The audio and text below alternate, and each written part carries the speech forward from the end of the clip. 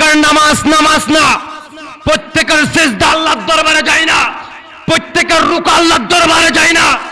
দাড়ি থাকলে, টুপি থাকলে, ডিলা থাকলে, মেচুয়াক থাকলে, নফল ইবাদত বেশি থাকলে, ফরজ নামাজ বেশি থাকলে, নফল রোজা বেশি থাকলে ইমানদার হওয়া যায় না। কারণ কারবালার ময়দান থেকে প্রমাণ পাওয়া যায় ওই এজিদ বাহিনীর পক্ষে ৭,০০০ হাফেজে কোরআন ছিল, ৩,০০০ গ্রেট মুফতি ছিল। কিন্তু বাবা খেয়াল করেন, ৩,০০০ গ্রেট মুফতি, ৭,০০০ কোরআনে হাফেজ, তারা পর্যন্ত ৬ মাসের দুধের শিশুকে একটু পানি দেয় নাই। কারণ তাদের নামাজ আর হুসাইনি মুসলমানের নামাজ কখনো এক হতে পারে না।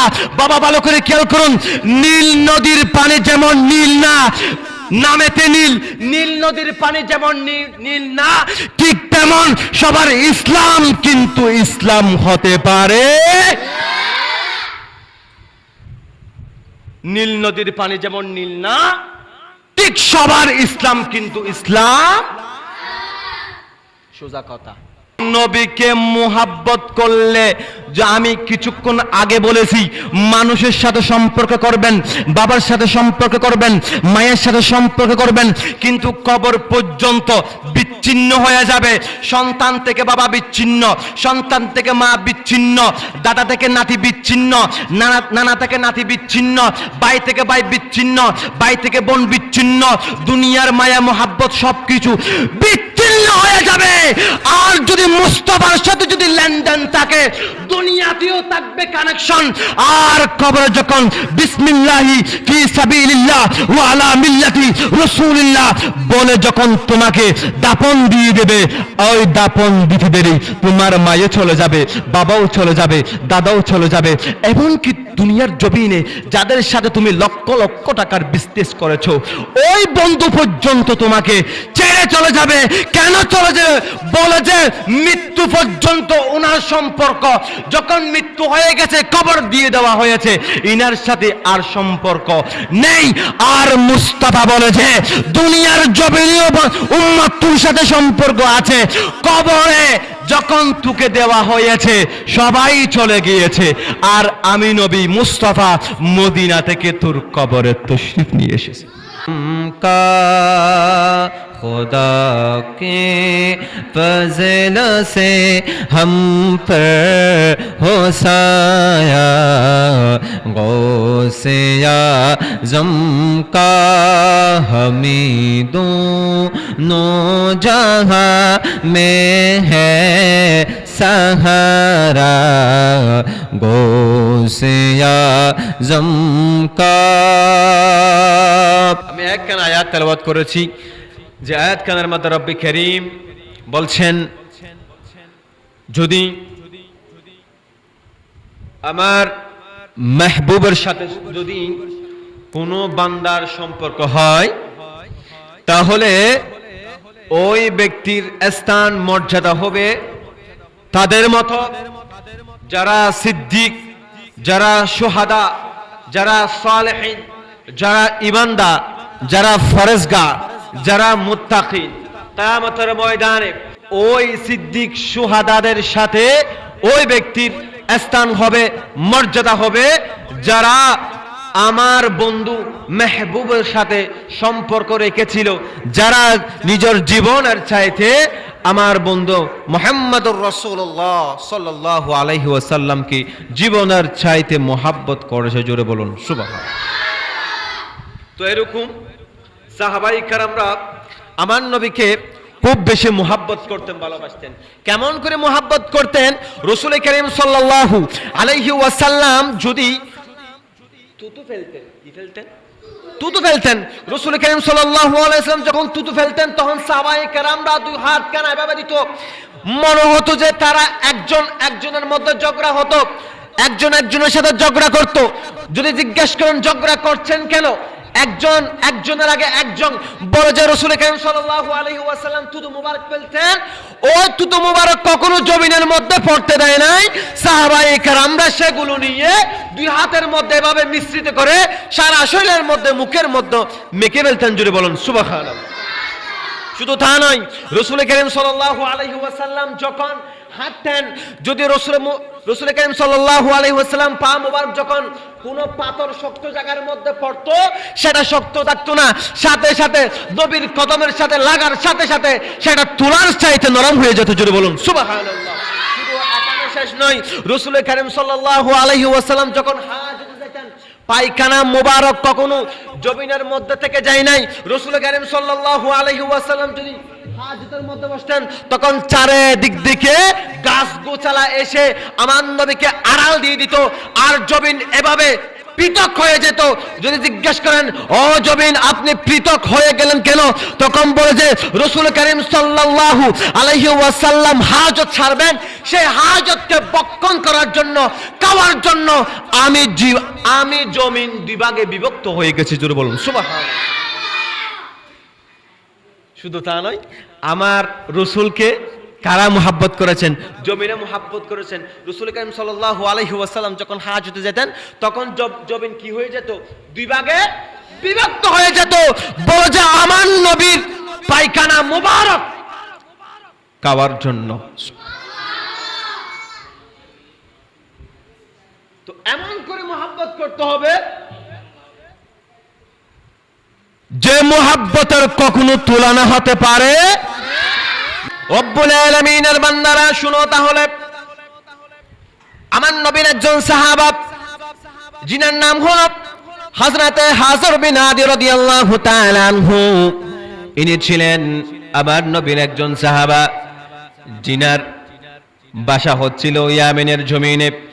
ওই ইয়ামেনের জমিনের যিনি 1400-1500 বছর আগের সাহাবা।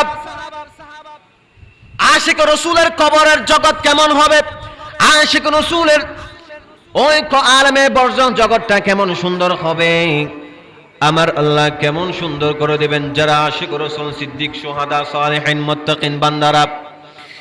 বাবা একটু ভালো করে খেয়াল করুন, ওই হযরত হাজর বিন আদি রাদিয়াল্লাহু তাআলা আনহু, ইনার মাজার হলো ইয়ামেনের জমিনে। কিছু ওয়াহাবি পণ্ডিত ওই মাজারে হামলা করার জন্য চেষ্টা চালিয়েছিল। বলে যে এখানে কোনো মাজার থাকতে দেওয়া যাবে না, এখানে কোনো মাজার থাকতে দেওয়া যাবে না।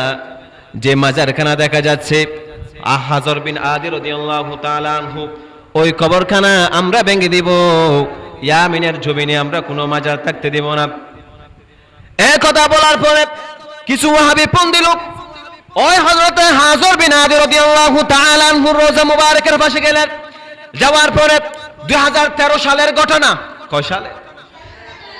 2013 সালের ঘটনা।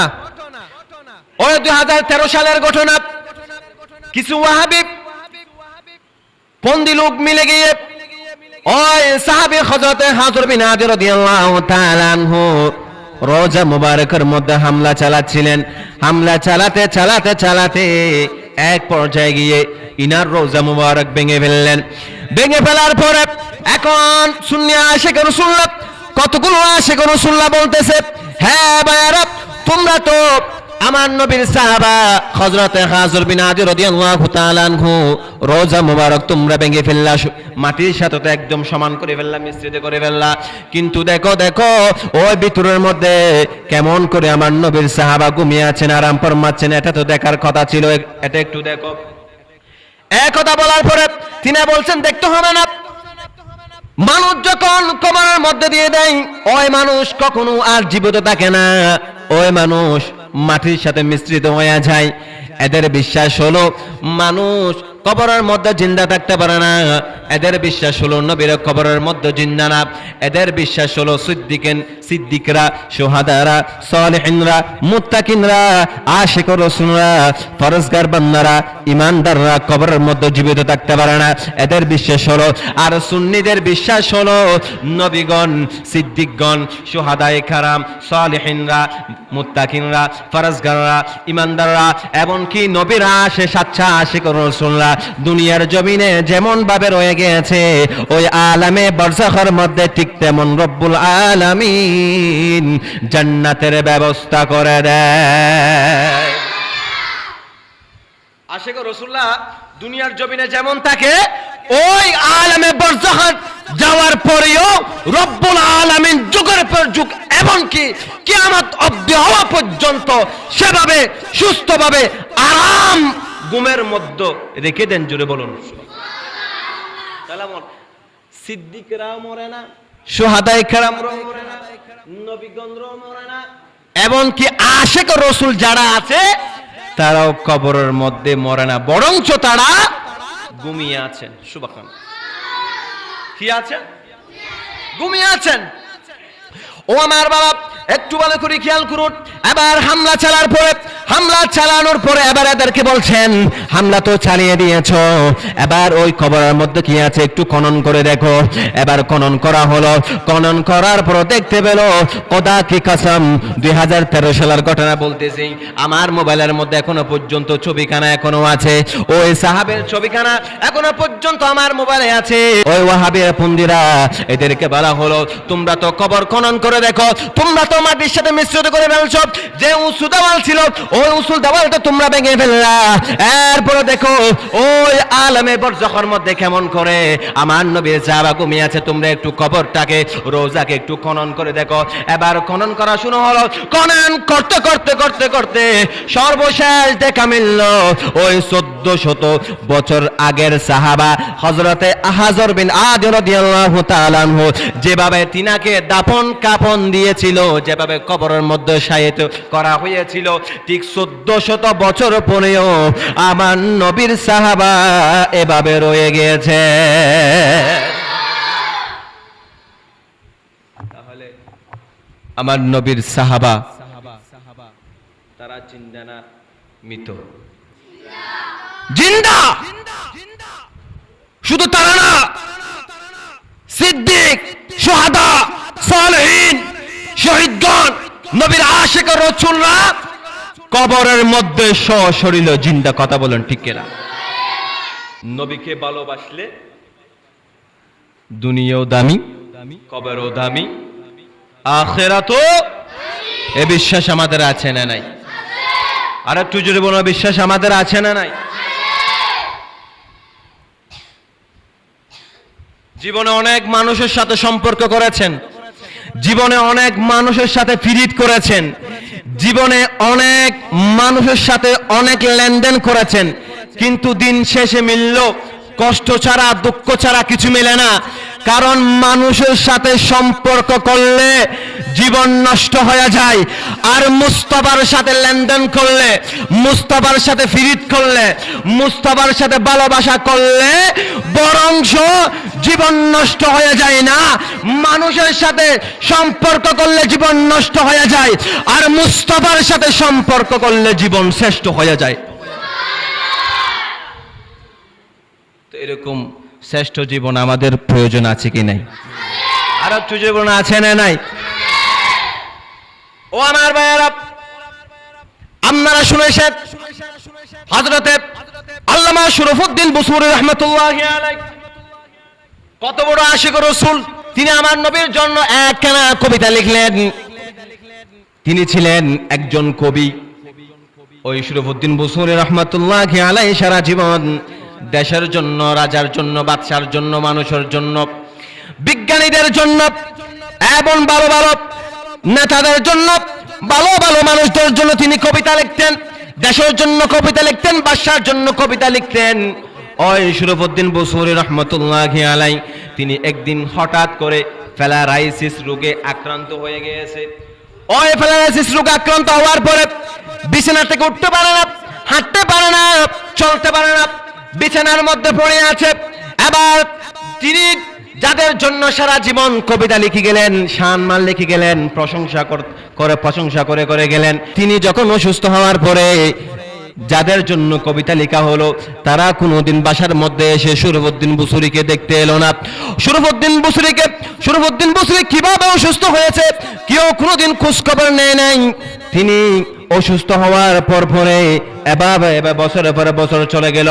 একদিন শরফুদ্দীন বুসরি রহমাতুল্লাহ আলাইহি তিনি রাতের মধ্যে যখন ঘুমাচ্ছেন, তিনি বলছেন, হাই হাই হাই, আমি তো বাদশার জন্য, রাজার জন্য, মন্ত্রীর জন্য, মিনিস্টারের জন্য, আমি তো ভালো ভালো ব্যক্তিদের জন্য সারা জীবন কবিতা লিখে গেলাম, দেশের জন্য কবিতা লিখে গেলাম, শুধু মানুষের প্রশংসা করেছি, কিন্তু যিনি নবী দু জাহান, যিনি দু জাহানের মালিক, ইনার জন্য তো আমি কোনোদিন শরফুদ্দীন বুসরি একটা কবিতা লিখলাম না, একটা লাইনও লিখলাম না। হাই, আমি জীবনে এত বড় ভুল কেন করলাম? ওই রাতের মধ্যে তিনি হাতের মধ্যে কলম নিলেন, কাগজ নিলেন, রাতে ক্রন্দন করে করে, কান্না করে করে, তখন আমার নবীর জন্য একখানা কবিতা লিখতে লাগলেন। জুড়ে বলেন। তিনি বলছেন যে সারা জীবন আমি শুধু রাজার, বাদশার, মন্ত্রীর, মিনিস্টারের, এমন বড় বড় নেতাদের, বড় বড় মানুষদের শুধু কবিতা লিখে গেলাম, রাষ্ট্রের প্রশংসা করে গেলাম, কিন্তু আমি যে নবীর উম্মত, যিনি দু জাহানের মালিক, যিনি জান্নাতের মালিক, ওই নবীর জন্য তো আমি কোনোদিন একটা লাইনও লিখলাম না। আজকে দেখি আমি আমার মুস্তাফার জন্য কিছু লিখতে পারি কিনা। জুড়ে বলেন।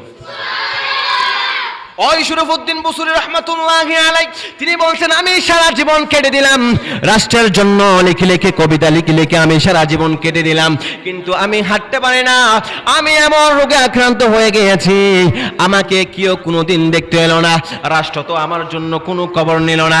এবার তিনি হাতে কলম নিয়ে আমার নবীর প্রশংসা করতে লাগলেন এভাবে, মাওলায়া সাল্লি ওয়া সাল্লিম من أبدا على حبيبك خير الخلق كل محمد سيد الكونين وثقلين محمد سيد الكونين وثقلين والفريقين من عرب ومن عجم مولاي صلي من أبدا হলকি কুল্লিহিমিন। তখন তিনি যখন আল্লামা শরফুদ্দীন বুসরি রহমতুল্লাহি আলাইহি তিনি যখন আমার নবীর প্রশংসায়, আমার নবীর প্রেমে পড়ে এভাবে যখন হাতে কাগজ নিয়ে, হাতে কলম নিয়ে লিখতে লাগলেন, মাওলায়া সাল্লি ওয়া সাল্লিম দাইমান আবাদান আলা হাবিবিকা খায়রিল খালকি কুল্লিহিমিন। লিখতে লিখতে তিনি আস্তে করে ঘুমিয়ে গেলেন। ওই ঘুমের ঘরের মধ্যে রাসূল কারীম সাল্লাল্লাহু আলাইহি ওয়াসাল্লাম ওই মদিনার মধ্যে থাকতে পারে নাই, মদিনা থেকে ছুটে এসে ওই শরফুদ্দীন বুসরিরকে দিদার দিয়ে দণ্ড করে দিলেন। জোরে বলুন সুবহানাল্লাহ। আল্লাহু আকবার। ইয়া রাসূলুল্লাহ, ইয়া গৌসুল আজম দস্তগীর, জিন্দাবাদ জিন্দাবাদ জিন্দাবাদ জিন্দাবাদ জিন্দাবাদ জিন্দাবাদ। বাবা একটু ভালো করে খেয়াল করুন, আল্লামা শরফুদ্দীন বুসরি রহমতুল্লাহ আলাইহি তিনি যখন কবিতা লিখতে লাগলেন, লিখতে লিখতে লিখতে লিখতে আমার নবী এসে দিদার দিয়ে দিলেন। এবার শরফুদ্দীন বুসরিকে বলছেন, হ্যাঁ শরফুদ্দীন বুসরি, বলো তোমার এত কান্না কিসের? কেন এত কান্না করতেছো? কিসের বিরহে কান্না করতেছো? কিসের কষ্ট এত বেশি কান্না করতেছো? তুমি এমন ভাবে আমি নবী, আমি মুস্তাফার শান মান গাইতে লাগলা, লিখতে লাগলা। আমি মুস্তাফা নবী তো মদিনার মধ্যে থাকতে পারি নাই, আমি ছুটে এসেছি। ও শরফুদ্দীন বুসরি, তোমার কাছে তো আমি চলে আসলাম, বলো আর একটু পড়ি, আমি মুস্তাফাকে একটু শোনাও। এবার শরফুদ্দীন বুসরিকে বললেন, হ্যাঁ শরফুদ্দীন বুসরি বলো, বড়ই ভালো লেগেছে, বড় ভীষণ ভালো লেগেছে। লিখতেছেন শরফুদ্দীন বুসরি যখন এটা পড়ে যখন শোনাচ্ছিলেন, আর আমার নবী এমন ভাবে শুনছিলেন, শুধু শুনেন নাই, আমার নবী ওই শরফুদ্দীন বুসরির পড়ার সাথে সাথেও আমার নবী এভাবে দুলেছেন। করে জিজ্ঞেস করলেন, ও শরীফউদ্দিন বুসরি, বলো তোমার কোথায় সমস্যা? তুমি কিসের পেরেশানি? তুমি কান্না করতেছো? কিসে তোমাকে এত বেশি দুঃখ দিয়েছে? কিসে তোমার মনের মধ্যে এত বেশি পেরেশানি? কিসে তোমাকে এত বেশি কান্না করাচ্ছে? তখন শরীফউদ্দিন বুসরি বলছেন, ইয়া রাসূলুল্লাহ, ইয়া হাবিবাল্লাহ, আমি তো সারা জীবন রাষ্ট্রের প্রশংসা করে গেলাম। ইয়া রাসূলুল্লাহ, আমি তো সারা জীবন মন্ত্রী, মিনিস্টারের, রাজার, বাদশার, এমনকি বড় বড় লোকদের আমি প্রশংসা করে গেলাম। ইনাদের শান মানে ইনাদের প্রশংসা করে করে আমি কবিতা লিখে গেলাম, কিন্তু আমি কোনোদিন আপনি মুস্তাফার শান মান গাইলাম না। কোনোদিন একটা কবিতা, একটা লাইন লিখলাম না। ইয়া রাসূলুল্লাহ, আজকেই প্রথম, আজকেই শুরু আপনি নবী, আপনি মুস্তাফার শান মান লিখা। তখন আমি যখন লিখতে লাগলাম ইয়া রাসূলুল্লাহ, সারা জীবন তো শুধু মানুষের প্রশংসা করে গেলাম, কিন্তু মানুষের থেকে কষ্ট ছাড়া, দুঃখ ছাড়া কিছু পেলাম না। আর আজকে প্রথম যখন আপনি নবীর শান মান যখন আমি লিখতে লাগলাম, আপনি নবীর সাথে সাথে আমি শরীফউদ্দিন বুসরিকে দিদার দিয়ে দ্বন্দ্ব করে দিয়েছেন। জোরে বলুন আমার নবী। এরপরে শরীফউদ্দিনকে বুসরি বলছেন, হ্যাঁ শরীফউদ্দিন বুসরি, তোমার কোথায় সমস্যা বলো? তখন শরীফউদ্দিন বলছেন, ইয়া রাসূলুল্লাহ, আমি দীর্ঘদিন ধরে আমি প্যারালাইসিস রোগে আক্রান্ত হয়ে গিয়েছি। বিছানা থেকে উঠতে পারি না, চলতে পারি না, ফিরতে পারি না। এটাই কি তোমার সমস্যা? হ্যাঁ হ্যাঁ হ্যাঁ ইয়া রাসূলুল্লাহ, এটাই আমার সমস্যা। আমার নবী নুরানি হাত মোবারক দিয়ে আল্লামা শরীফউদ্দিন বুসরিকে এভাবে হাতটা বুলিয়ে দিলেন এবং এমন একটা কাসিদা লিখলেন। ওই কাসিদা শুনে আমার নবী একটা তোহফা দিলেন, উপহার দিলেন। আমার নবীর গায়ের থেকে একটা চাদর মোবারক ওই শরীফউদ্দিন বুসরিকে পরিয়ে দিলেন। জোরে বলে। এবার যখন সকাল হলো তিনি যখন ঘুম থেকে জাগ্রত হলেন, কিরে আমি তো কালকে রাতে আমার মুস্তাফাকে আমি স্বপ্নের মধ্যে দেখেছি। না না না, একবার মনে হচ্ছে আমি দেখেছি, আর একবার মনে হচ্ছে না না আমি তো অবশ্যই দেখেছি। কারণ বলেছেন যে কি কোনো ব্যক্তি যদি আমি রাসূলুল্লাহকে যদি স্বপ্ন দেখে, সে বাস্তবে আমি রাসূলুল্লাহকে দেখেছে। কারণ শয়তান সব কিছুর ছায়া ধরতে পারলেও মুস্তাফার ছায়া ধরতে পারে না। এরপরে শরীফউদ্দিন বুসরি বলছেন, হ্যাঁ আমি তো আমার নবীকে দেখেছি। এবার তিনি শরীফউদ্দিন বুসরি নিজের গায়ের দিকে তাকালেন। আমার নবী খুশি হয়ে, কাসিদা শুনে খুশি হয়ে যে নুমাল মুবারকটা উপহার দিয়েছেন, ওই নুমালটা আল্লামা শরীফউদ্দিন বুসরির গায়ের মধ্যে রয়ে গেছে। ওই সকাল হতে দেরি না হতে একজন বুজুর্গ আল্লামা শরীফউদ্দিন বুসরির বাসার মধ্যে এসে বলছেন, হ্যাঁ শরীফউদ্দিন বুসরি, কালকে রাতে তো নবীর দিদার তোমার হয়েছে। আমার নবীকে এমন ভাবে তুমি কাসিদা পড়ে শোনাচ্ছ, আমার নবী শুনে এভাবে দুলেছেন, দোলনা যেভাবে দুলেছে সেভাবে আমার নবী দুলেছে। ও শরীফউদ্দিন বুসরি, ওই কাসিদাটাও একটু আমাকে পড়ে শোনাও না। তখন তিনি বলছেন যে আমি কাসিদা পড়ে আমার নবীকে স্বপ্নের মধ্যে শোনালাম, আমার নবী খুশি হয়ে আমাকে চাদর উপহার দিয়েছে। ওই জায়গার মধ্যে তো মুস্তাফা ছাড়া, আমি শরীফউদ্দিন বুসরি ছাড়া তার কেউ ছিল না। ওই বুজুর্গকে জানে কেমনে? তো যারা বলে আমার নবী গায়েব জানে না, আচ্ছা বলেন তো শরীফউদ্দিন বুসরির সাথে নবীর দিদার হয়েছে, এই জায়গার মধ্যে কি কেউ ছিল? তাহলে যে সকাল বুজুর্গকে এসে বলতেছেন যে কালকে নবীর সাথে তোমার দিদার হয়েছে, খুশি হয়ে তোমাকে চাদর উপহার দিয়েছে, ওইটা কেমনে জানে? যদি একজন আশিক রাসূল যদি নবীর দিদার হয়েছে এটা যদি জানতে পারে, আর মুস্তাফা যিনি মদিনার মধ্যে ঘুমিয়ে আছেন, ইনি আমার প্রকাশ্যে অপ্রকাশ্যে গোপনে উপনে কি হচ্ছে না হচ্ছে এসব কিছু জানে কে জানে না? আর একটু জুড়ে বলুন, জানে কে জানে না? আশিক রাসূলের মনের খবর। আশিক রাসূলরা শাহ আব্দুল মজিদ রহমতুল্লাহ আলাই বড় হুজুর কেবলা ছোট হুজুর কেবলার মারকাজে বসে এমন ভাবে মিলাদ সাজাচ্ছে, দুরূদ শরীফ পাঠ করতেছে, নবীর শান শুনতেছে, নবীর প্রশংসা শুনতেছে। তো আমার নবী মদিনায় বসে বসে আমার নবী মদিনা থেকে এগুলা দেখতে পাচ্ছে কি পাচ্ছে না? আর একটু জোরে বলুন, আমার নবী আমাদের দরুদের আওয়াজ শুনতে পাচ্ছে কে পাচ্ছে না? পাচ্ছে। শুধু তা নয়, কিতাবের মধ্যে লিখতেছেন যদি কোনো পৃথিবীর লাশ মাথা থেকে যদি কোনো ব্যক্তি যদি আমি নবীর মুহাব্বত যদি একটা যদি দরুদ পড়ে, খোদা কি কাসাম, তার বাবার নাম কি নাম, তার মায়ের নাম কি নাম, তার দাদার নাম কি নাম, সে কোন বংশের পুরুষ, সবগুলো আমি জানি। ইভেন কি কিয়ামতের ময়দানে যখন তোমাদের আমলনামা যখন ওজন করা হবে মিজানের পাল্লায়, যখন তোমাকে জাহান্নামের মধ্যে নিয়ে যাওয়া হবে, তখন আমি ফেরেশতাদেরকে বলবো, হ্যাঁ ফেরেশতারা কোথায় নিয়ে যাচ্ছ আমার উম্মতকে?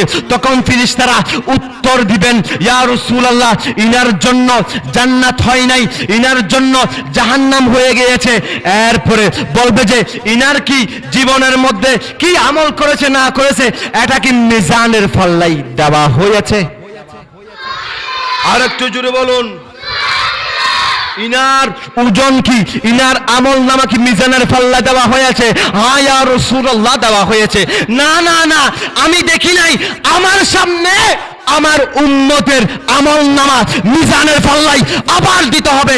এরপরে ফেরেশতারা আবার ওই উম্মতকে টেনে এনে ওই আমার রসুলের সামনে মিজানের পাল্লায় তার সারা জীবন 70 বছরের, 60 বছরের, 50 বছরের, 10 বছরের, 20 বছরের যে যতগুলো হায়াত পেয়েছে ওই হায়াতের আমল নামা রাসূল করিম সাল্লাল্লাহু আলাইহি ওয়াসাল্লামের সামনে যখন মিজানের পাল্লায় যখন ওজন করা হবে, তখন দেখা যাবে গুনার পাল্লা ভারী হয়ে গেছে, নেকির পাল্লা কমে গেছে।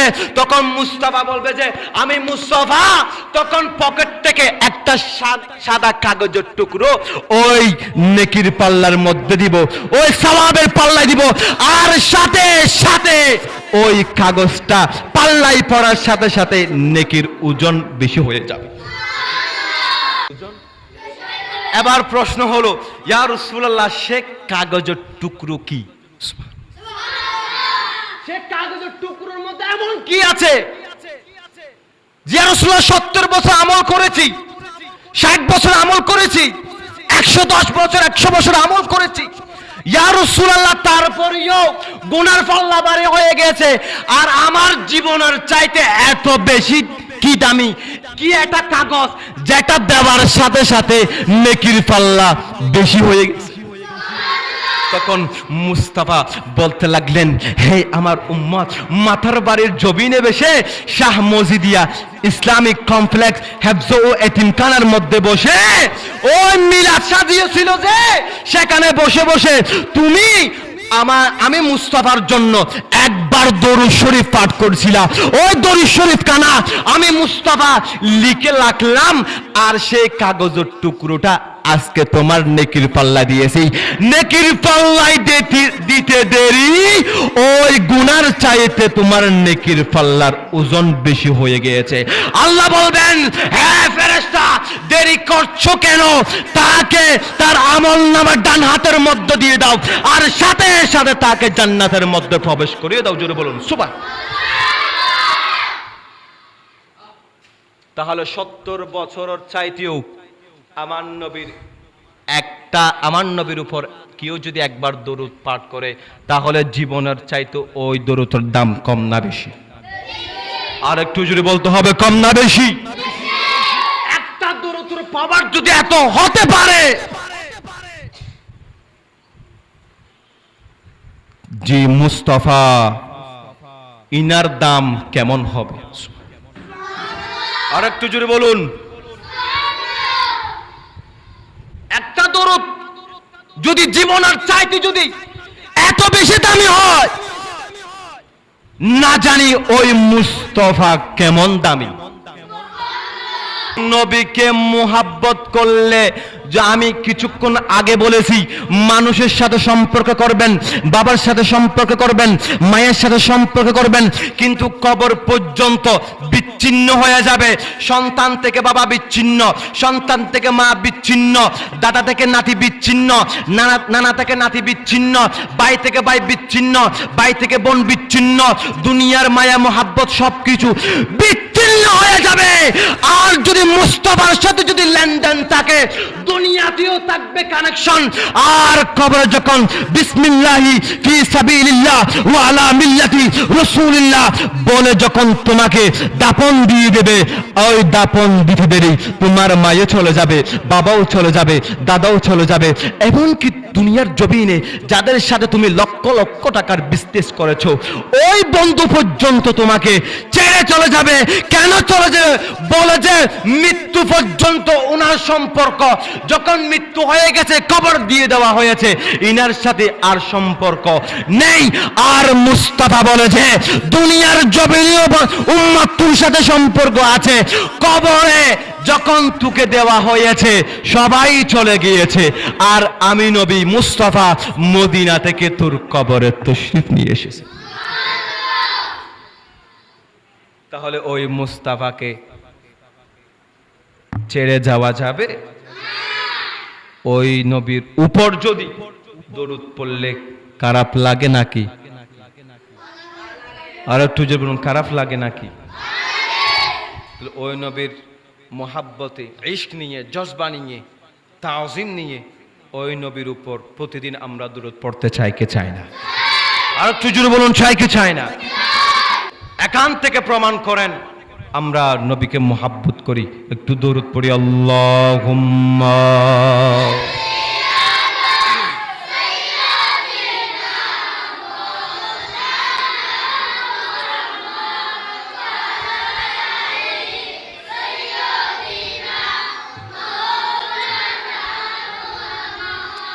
তো যারা নবীকে মোহাব্বত করে তাদের গুণ দুনিয়ার জমিনেও থাকে, কবরেও থাকে, ঠিক না? তো এটার প্রমাণ কি?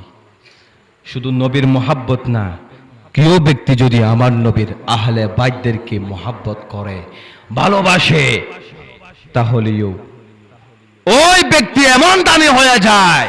রব্বুল আলামিন কেমন করে দামি করেন?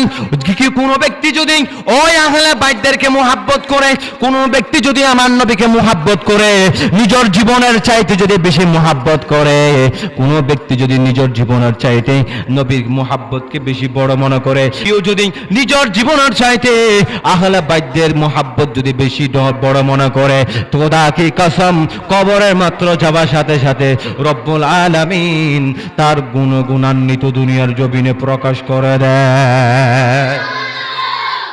একজন আমার নবীর আওলাদ, যিনার নাম হলো হযরতে আব্বাস আলান্দার রাদিয়াল্লাহু তাআলা আনহু, তিনি আমার নবীর আহলে বাইতদেরকে কেমন করে মোহাব্বত করেছেন, ইমামে হোসেনকে কেমন করে মোহাব্বত করেছেন, ইমামে 6 মাসের শিশু ইমামে আলী আসগরকে কেমন করে মোহাব্বত করেছেন।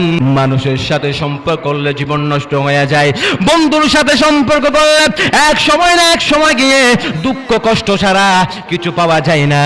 তার মানে বোঝা গেল মানুষের সাথে সম্পর্ক করলে জীবন নষ্ট হয়ে যায়, আর আহলে বাইত নবীকে মোহাব্বত করলে জীবন নষ্ট হয় না। আহলে বাইতদেরকে মোহাব্বত করলে, নবীকে তাজিম করলে, ভালোবাসলে, মোহাব্বত করলে জীবন শ্রেষ্ঠ হয়ে যায়। একবার বলি ইয়া রাসূলুল্লাহ, আর জোরে বলি ইয়া হাবিবাল্লাহ, ঈমানি আওয়াজ দিয়ে বলি ইয়া রাহমাতাল লিল। ওই নবীকে মোহাব্বত করতে চাই কে চাই না? আর একটু জোরে বলুন, চাই কে চাই না? এবার হযরতে আব্বাস আলান্দার রাদিয়াল্লাহু তাআলা আনহু কারবালার প্রান্তে যখন শিশু, 6 মাসের শিশু ইমাম আলী আসগর যখন পানির জন্য কাতরাচ্ছিলেন, ও আব্বা জান, আব্বার কাছে পানি চাইতে লাগলেন, আম্মার কাছে পানি চাইতে লাগলেন। পানির জন্য যখন তিনি কাতরাচ্ছিলেন, ওই 6 মাসের শিশু ইমাম আলী আসগর, তখন ইমাম হোসেন বললেন, ঘোষণা করলেন, এই এজিদ বাহিনী, তোমাদের কাছে কিছু চাই না, কিন্তু তোমাদের যা করার তোমরা তাই করো। আমাদের সাথে যদি তোমাদের যদি শত্রুতা থাকে তাহলে থাকতে পারে, যদি আমার আমার নবীর আহলে বাইত যারা আছে, যারা কারবালা প্রান্ত এসেছে, ওদের সাথে যদি তোমাদের যদি শত্রু থাকে তাহলে থাকতে পারে, আমি মেনে নিলাম। কিন্তু যে আমার কুলের মধ্যে আমার 6 মাসের দুধের শিশু ইমাম আলী আসগর, তিনি তো কথা বলতে পারে না, গুনাহ চিনে না, ভালো চিনে না, খারাপ চিনে না, এই শিশুর সাথে তো তোমাদের কোনো দুষ্টুতি থাকতে পারে না, শত্রুতা থাকতে পারে না। তোমাদের কাছে কিছু চাই না, আমি তোমাদের কাছে একটা জিনিস চাই, তোমরা আমার 6 মাসের আলী আসগরকে একটু পানির জন্য ব্যবস্থা করো। সেজন্য বলি, প্রত্যেকের নামাজ না, প্রত্যেকের সিজদা আল্লাহর দরবারে যায় না, প্রত্যেকের রুকু আল্লাহর দরবারে যায় না। দাড়ি থাকলে, টুপি থাকলে, ডিলা থাকলে, মেচুয়াক থাকলে, নফল ইবাদত বেশি থাকলে, ফরজ নামাজ বেশি থাকলে, নফল রোজা বেশি থাকলে ইমানদার হওয়া যায় না। কারণ কারবালার ময়দান থেকে প্রমাণ পাওয়া যায়, ওই এজিদ বাহিনীর পক্ষে ৭,০০০ হাফেজে কোরআন ছিল, ৩,০০০ গ্রেট মুফতি ছিল। কিন্তু বাবা খেয়াল করেন, ৩,০০০ গ্রেট মুফতি, ৭,০০০ কোরআনে হাফেজ, তারা পর্যন্ত 6 মাসের দুধের শিশুকে একটু পানি দেয় নাই। কারণ তাদের নামাজ আর হুসাইনি মুসলমানের নামাজ কখনো এক হতে পারে না। বাবা ভালো করে খেয়াল করুন, নীল নদীর পানি যেমন নীল না, নামেতে নীল, নীল নদীর পানি যেমন নীল না, ঠিক তেমন সবার ইসলাম কিন্তু ইসলাম হতে পারে। নীল নদীর পানি যেমন নীল না, ঠিক সবার ইসলাম কিন্তু ইসলাম। সোজা কথা। কারণ ৭,০০০ কোরআনে হাফেজ ছিল, ৩,০০০ গ্রেট মুফতি ছিল। ইমাম হোসেন বলছেন, তোমাদের মধ্যে যদি একজন ইমানদার থাকো, একজন কি ইমানদার না, যে আমার 6 মাসের ইমাম আলী আসগরকে একটু পানির ব্যবস্থা করে দিবে। তখন এ কথা বলার পর এটাই প্রমাণ করে ৭,০০০ কোরআনে হাফেজ, ৩,০০০ গ্রেট মুফতি কখনো ইমানদার মুমিন হতে পারেন না। না, যদি ইমানদার মুমিন যত হতো, যদি আহলে বাইতের প্রেম থাকতো, যদি আমার নবীর প্রেম থাকতো, তাহলে 6 মাসের ইমাম আলী আসগরকে পানির জন্য ব্যবস্থা করত, একটু পানি দিত। কথা বলেন ঠিক কিনা? ও আমার ভাইয়ারা, একটু ভালো করে খেয়াল করুন। এবার পানি চাইলেন, এবার পানি দিল না। সবাই ওই ফুরাত নদীটা গেরুয়া করে ফেললেন এজিদ বাহিনীরা। এরপরে হযরতে আব্বাস আলান্দার রাদিয়াল্লাহু তাআলা আনহু, তিনি ওই 6 মাসের শিশু আলী আসগরকে একটু পানির ব্যবস্থা করার জন্য ওই এজিদ বাহিনীকে পাক করে এবার ফুরাত নদীর কাছে চলে গেলেন। ব্যাট করে এজিদ বাহিনীকে ব্যাট করে ওই আব্বাস আলান্দার রাদিয়াল্লাহু তাআলা আনহু ওই ফুরাত নদীর মধ্যে চলে গেলেন। যদি জিজ্ঞেস করেন, ও আব্বাস আলান্দার, তুমি নিজের জীবন ঝুঁকি নিয়ে ওই এজিদকে ব্যাট করে তুমি ফুরাত নদীর মধ্যে পানি নিতে কেন আসলা? বলে যে ইমাম হুসাইনের মুহাব্বত, আহলে বাইতের প্রেম, মুহাব্বত, নবীর মুহাব্বত। আল মদিনাতু দারুল ঈমান, মদিনা হচ্ছে, নবী হচ্ছে, মুস্তাফা হচ্ছে মুমিনের ঈমানের ঘর। জোরে বলুন, মুস্তাফা হচ্ছে ঈমানের মূল, মদিনা হচ্ছে আল মদিনাতু দারুল ঈমান, মুমিনের ঈমান হচ্ছে মদিনা। জোরে বলুন সুবহান। এরপরে আব্বাস আলান্দার রাদিয়াল্লাহু তাআলা আনহু ওই ফুরাত নদী থেকে কিছু পানি সংগ্রহ করলেন, কিছু ব্যাগের মধ্যে কিছু পানি নিলেন। এরপরে তিনিও পানির জন্য কাতরাচ্ছিলেন। এবার আব্বাস আলান্দার রাদিয়াল্লাহু তাআলা আনহু পানি খাবার জন্য চেয়েছিলেন। তখন তিনার মনে পড়ে গেল, এখানেও তো 6 মাসের শিশু ইমাম আলী আসগর পানির জন্য কাতরাচ্ছে। আমি না বরঞ্চ আমি পানি পান করব না, ওই পানি কানা নিয়ে যত তাড়াতাড়ি সম্ভব আমি শিশু ইমাম আলী আসগরকে পানি আহার করার জন্য ব্যবস্থা করব। এরপরে আব্বাস আলান্দার রাদিয়াল্লাহু তাআলা আনহু যেভাবে বীরত্ব নিয়ে ওই ইয়াজিদ বাহিনীকে ব্যাক করে ফুরাত নদীর মধ্যে চলে গেলেন, একান থেকে পানি নিয়ে দৌড়াইয়া দৌড়াইয়া চলে আসতে লাগলেন। এবার তিনাকে দেখে ফেললেন ইয়াজিদ বাহিনী, এরপরে পিছন থেকে ইনাকে তীর মারা হলো। না না না, এরপরে বীরত্ব নিয়ে ওই পানি নিয়ে ইমাম হুসাইনের কাছে যেতে লাগলেন। 6 মাসের দুধের শিশু আলী আসগরের কাছে যেতে লাগলেন। এরপরে ইনাকে ধরা হলো। 2-4 জন ইয়াজিদ বাহিনী মিলে আব্বাস আলান্দার রাদিয়াল্লাহু তাআলা আনহু ধরে ফেললেন। ধরে ফেলার পরে ডান হাতের মধ্যে ওই পানির বাটিটা নিয়েছে, এবার ডান হাত কেটে ফেলা হলো। ডান হাত যখন কেটে ফেলা হলো, এরপরে বাম হাতে নিলেন। এরপরে ইয়াজিদ বাহিনীরা কেমন নিষ্ঠুর ছিল, ডান হাত কেটে ফেলার পরে বাম হাতে নিয়ে নেওয়া হলো, ওই বাম হাতে কেটে ফেলা হলো। এরপর দাঁতের মধ্যে নিলেন, এরপর দাঁত থেকেও ফেলে দেওয়া হলো। শেষ পর্যন্ত এমন বীরত্ব দেখে ইয়াজিদ বাহিনীর হিংসা হয়। হিংসা হওয়ার কারণে ওই আব্বাস আলান্দার রাদিয়াল্লাহু তাআলা আনহুকে ওই কারবালার প্রান্তের মধ্যে ইয়াজিদ বাহিনীরা শহীদ করে দিয়েছিল। তার মানে বোঝা গেল ওই পানি আনতে গিয়ে পানি আনতে পারলেন না, ইয়াজিদ বাহিনীর কাছে শহীদ হলো। ডান হাত হারালো, বাম হাত হারালো, এমনকি নিজের জীবন দিয়ে দিল। ইনার রওজা শরীফ হচ্ছে ইয়ামেনে, অর্থাৎ ইমাম হুসাইনের রওজা থেকে 300 কিলোমিটার দূরত্ব। ওই যেদিন থেকে উনাকে ইয়ামেনের জমিনে দাফন করা হয়েছে, সেদিন থেকে উনার রওজা মোবারক থেকে অটোমেটিকলি পানি বের হতে লাগলেন। এখনো পর্যন্ত কিয়ামত হওয়া পর্যন্ত ইনার রওজা মোবারক থেকে অটোমেটিকলি পানি বের হতে থাকবে। জোরে বলুন সুবহানাল্লাহ। শুধু 1 হাত না, 2 হাত না, 1 কেল পরিমাণ, 1 গলা পরিমাণ, 1 হাঁটু পরিমাণ ইনার রওজা মোবারকের চারপাশে পানি। কেন যদি প্রশ্ন করেন, তাহলে ওই শিশু ইমাম আলী আসগরের মোহাব্বত থাকার কারণে শিশু ইমাম আলী আসগরকে পানি পান করার জন্য চেষ্টা করেছিল, ওই কিন্তু পারে না। এই চেষ্টাটা করেছে কারণ এটার জন্য মুস্তাফা খুশি হয়েছে, মহান রব্বুল আলামিন খুশি হয়েছে। তো আশিকুর রাসূল যাদের অন্তরে আহলে বাইতের প্রেম আছে এবং মুহাব্বত আছে, তারা দুনিয়ার থেকে চলে যাবার পরেও আল্লাহ রব্বুল আলামিন তাদের গোপনে আল্লাহ রাব্বুল আলামিন তাদেরকে কি দান করেছেন, কি মর্যাদা দান করেছেন, সেটা তারা আলেমে বরজখ যাওয়ার পর আল্লাহ দুনিয়ার সকল মানুষকে দেখিয়ে দেন। জোরে বলুন সুবহানাল্লাহ। তো ইনার রওজা মুবারক থেকে পানি বের হচ্ছে, কিয়ামত অবধি হওয়া পর্যন্ত ইনার রওজা থেকে পানি বের হতে থাকবে। ওই নবীর প্রেম, মোহাব্বত, ভালোবাসা দরকার আছে না নাই?